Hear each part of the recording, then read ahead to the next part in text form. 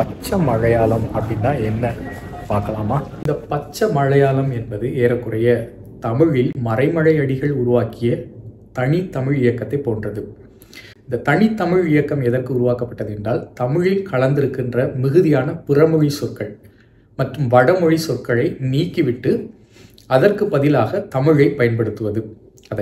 அதாவது தமிழை தமிழாக புழக்கத்திற்கு வழக்கத்திற்கு கொண்டு வருவது. இதுதான் இதனுடைய குறிக்கோளாக இருந்தது.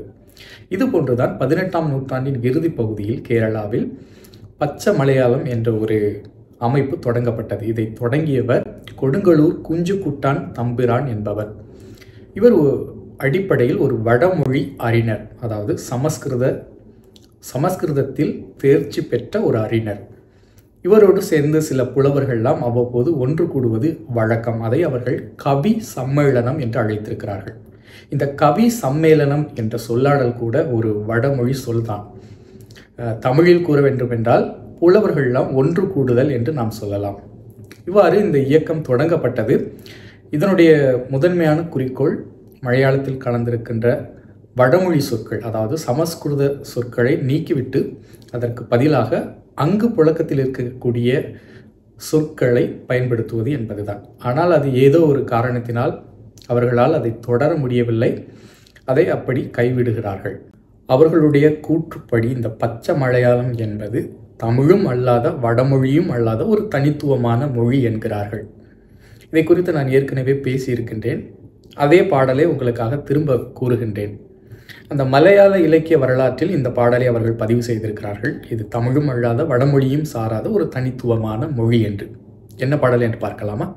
கத்தி பிடிச்சு கடுத்துல சூல முயர்த்தி கரத்தில் மழுப்பட ஏந்தி நினக்குட மாழ கழுத்தில் அணிஞ்சு கருத்த நிறத்தில் உருட்டிய கண்ணும்.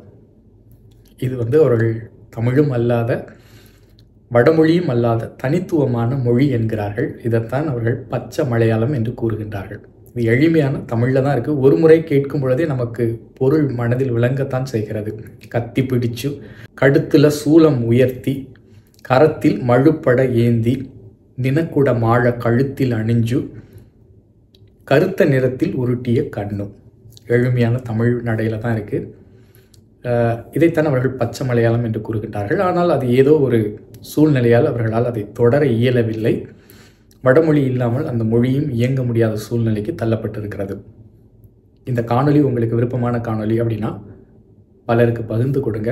மறக்காமல் நமது சேனலை சப்ஸ்கிரைப் செய்யுங்க. மீண்டும் சந்திப்போம். நன்றி.